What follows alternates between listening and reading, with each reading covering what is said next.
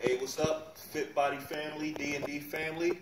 Coming to you today. I'm at the Myrtle Beach location, and what we're going to talk about today is the misconception about muscle, and then you have your fat, which we don't want. Okay, a lot of people tend to think that muscle weighs more than fat. Muscle does not weigh more than fat, it's just more dense than fat. All right, so real quickly, we're going to go over that, and then we're also going to talk about body fat percentage as well. Okay, so we're going to look at a chart here. If you guys can see that, this is a body fat chart pertaining to women. So we're going to say, for example, Mrs. Jones is age 40, and let's just say she's 40% body fat. So she's in the danger zone. Now that doesn't necessarily mean you're overweight or obese. A person could be slim, but still have a high fat percentage.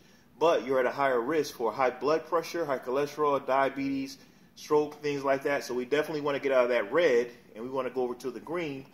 So we're going to use an example of getting to about 23%.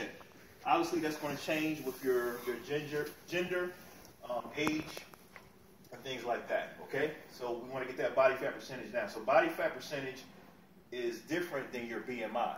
Your BMI is your body mass index, so that's what your doctor may tell you when you go and get your physical, and that's just based off of your age and your height, and it tells you what weight you should be. So, for example, I would be considered overweight according to the BMI because it doesn't take into account muscle mass or body fat percentage. So, body fat percentage is what we want to focus on as professional trainers because that's what dictates your metabolism. Obviously, you want your metabolism high so that you're burning fat, okay? Burning calories and burning fat. So, for example, 180-pound woman, okay, she's 30% body fat. She has 54 pounds of fat weight or fat mass. So that's 30% of that 180. The remainder of that is going to be 126 pounds, which is your muscle, bones, organs, all your other tissue, okay? So, now, if this is your scenario, it doesn't necessarily mean you have to lose this amount of weight, all right? But we do want to reduce your fat weight or your fat mass, okay? We want to reduce that and we want to increase your lean muscle tissue.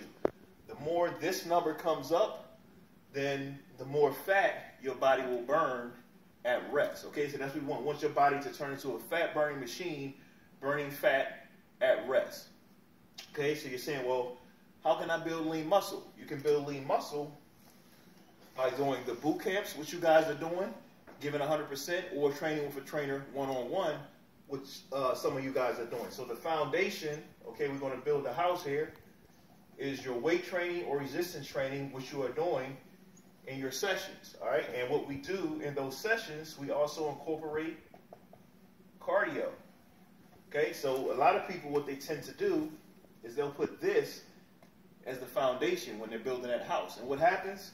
You lose weight, you burn calories, but you also burn away lean muscle tissue. If you burn away this lean muscle tissue, what happens? All right, everybody chime in. Oh, I forgot nobody's here. All right, if you burn away lean muscle tissue, that metabolism is going to decrease. Body fat percentage goes up. Okay, if your body fat percentage goes up and your metabolism decreases, you're going to gain more weight. Okay. So we don't want that, and you'll be in a much more unhealthier state. And what a lot of people tend to do if they put this cardio first is they'll also, eat on a real extreme, non-eating, binging diet. And that could be bad as well. You'll lose a bunch of weight, but the same thing will happen. Metabolism decreases, body fat percentage increases. Once you start eating regular foods, which you should be feeding your body, you'll gain a lot of weight, and you'll probably be eating a bunch of crap because you'll be depriving yourself so much that you'll go and binge. So we don't want that, okay? And what's key, which we like to focus on a lot, and which you guys should make number one outside of the gym, is that nutrition. Because if you fail right here, all right, you might as well X these two out, okay? That's going to avoid, you can work, I don't care how hard you work in the gym, on your weight training, cardio, you're doing boot camps, one-on-one training. If you fail to not do your nutrition correctly, you're going to nullify everything that you do in the gym. All right, so that's very important. You got questions about any of this, any of the nutrition, weight training, cardio, body fat percentage, lean muscle fat mass, get with myself or one of the coaches. We'll be glad to sit down with you and go through it and get you on the right track. Okay, so last thing we want to cover, this lean muscle is very important. So for every 1 pound of lean muscle, you're going to burn 50 calories at rest. But what are you going to burn? You're going to burn fat. Okay, everybody should have got that. So we're burning fat. For every 10 pounds, now you're burning 500 calories while you're doing what? Resting. Who doesn't want to burn 500 calories of fat while resting? Okay?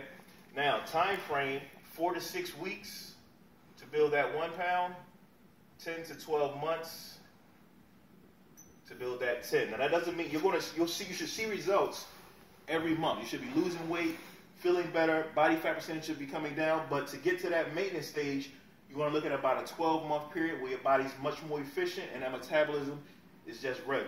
And you have to realize, I know a lot of you guys get anxious and you want results just quick, immediate, and you'll get them, but it's consistency over time. It took you a while to get to a point to make a decision to start doing this program or working out and eating correctly, and you're going to have pitfalls. You're going to fall off, but you get back up, you get back on track. So you want to make this a lifestyle change. So 10 to 12 months to get to that maintenance stage. All right, and all you guys should be working out 3 times a week, minimum, 5 times a week, maximum. Ideally, we want to get you to a point where you're doing at least 4 times per week. All right, and obviously you have some new individuals. You guys should definitely start out on the lower end, and you should always keep your intensity level a little bit lower that first week, first couple weeks, at about a 5 on a scale of 1 to 10. Whenever you do a detox, you want to bring your intensity level down even more. You want to keep it at about a 3. All right, and the last illustration I'm going to show, which is kind of cool, but most Americans, as far as nutrition, what do? They eat small breakfast, medium lunch, and a big dinner. All right, and that's most of America, right? So we don't want that. So we want those meals, clean meals, breakfast snack, lunch snack, dinner snack, nice lean toned body. All right, not saying that you can have a bigger frame, but we still want to keep that body fat percentage low and be healthy, not put ourselves at risk for high blood pressure, high cholesterol, diabetes, and things like that. All right, so there you have it, folks. We want more of this, and we want less of that. All right, so I see you guys at the gym. Can't stop, won't stop, baby.